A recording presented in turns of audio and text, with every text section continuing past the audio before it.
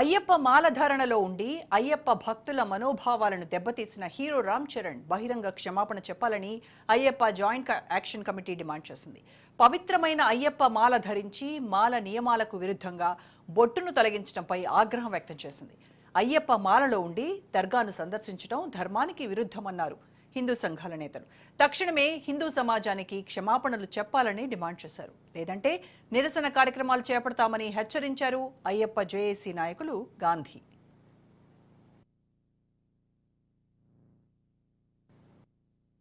Telangana Ayyappa JAC Prem Gandhi గురుస్వామి ఒకటే చెప్తా ఉన్నాము, ఖచ్చితంగా రామ్ చరణ్ క్షమాపణ చెప్పాలి, బహిరంగ క్షమాపణ కోరాలి. లేకపోతే తెలంగాణ రాష్ట్ర వ్యాప్తంగా అనేక సంస్థల ద్వారా మేము ఆల్రెడీ 150 పైన ఆర్గనైజేషన్లు అంతా కూడా కలిసి జేఏసీగా ఏర్పాటైంది.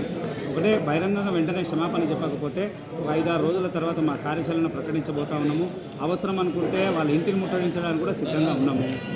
ఏదైతే నిన్న జరిగినటువంటి పరిణామాలకు మేమెంబడే స్పందిస్తూ యావత్తు అయ్యప్ప స్వాముల సమక్షాన జేఏసీ యొక్క బాధ్యతపూర్వకంగా విచ్చేసి మీ ముందుకు వచ్చింది.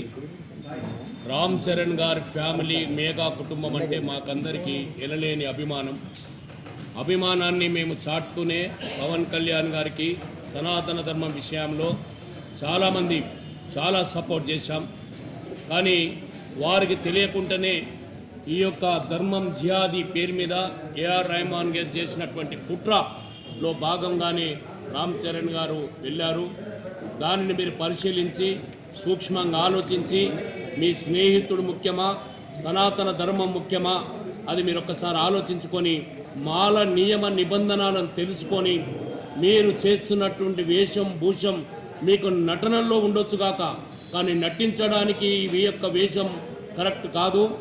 ఇది యొక్క చేస్తున్నటువంటి ఈ యొక్క పద్ధతి మీరు ఒక్కసారి సూక్ష్మంగా ఆలోచించండి. మీరు ఆలోచించి తెలియకపోతే మీ గురుస్వామిని అడిగి మీరు ప్రతిదీ కూడా తెలుసుకొని మీరు దాని విషయంలో స్పందించాలని జేఏసీ మిమ్మల్ని కోరుకుంటుంది. మేము ఒక 5 రోజులు మీకు కట్ ఆఫ్ డేట్ ఇచ్చాము. మా యొక్క ప్రశ్నలకు మీ యొక్క జవాబు కోసం వెయిట్ చేస్తాము. లేదు అంటే 33 జిల్లాలు, 584 మండలాలు, 12,000 గ్రామాల్లో ఉన్నటువంటి సన్నిధానంలో ఉన్నటువంటి ప్రతి అయ్యప్ప స్వామి స్పందిస్తారు. మీరు ఆలోచించుకోండి. ఓ పక్క రామ్ చరణ్ లాంటి వాళ్లను విమర్శించే వాళ్ళుంటే మరోపక్క రామ్ చరణ్ కు ప్రముఖ ఆధ్యాత్మిక గురువు దాదా మనోహర్ దాస్ లాంటి వాళ్ళు సపోర్ట్ చేస్తున్నారు. రామ్ చరణ్ అందరికంటే మంచి శివభక్తుడని అతన్ని విమర్శించాల్సిన అవసరం లేదన్నారు. అయినా రామ్ చరణ్ వెళ్ళింది దర్గాకు కాదని అది వెంకటేశ్వర స్వామి గుడి అన్నారు రాధా మనోహర్ దాస్. రామ్ చరణ్ కడపకి వెళ్ళాడు దర్గాకి. ఓ పిల్లోడు నాకు ఫోన్ చేసి కొంచెం బగబగలు ఆడిపోతున్నారు, కొంచెం అదే కటువుగా మాట్లాడాడు. ఆ గురుజీ ఒకటి ఇవాళ దర్గాకి వెళ్ళాడు అన్నాడు. నాకు తెలీదా రామ్ చరణ్ ఏం తిట్టకు అంటే మామూలుగా వెళ్ళి ఉంటే పర్లేదు, అయ్యప్ప మాల వేసాడు ఎట్టెళ్తాడు అన్నాడు. నాయన ఎవరు పూర్తి జ్ఞానులు కాదు. రజనీకాంత్ వెళ్ళాడు, తిడతావా? ఇప్పుడు ఎడ్యుకేట్ చెయ్యి, కాదే రామ్ చరణ్ దగ్గరికి వెళ్ళి కూర్చుందాం. రామ్ చరణ్ ముందు కూర్చోబెడతా.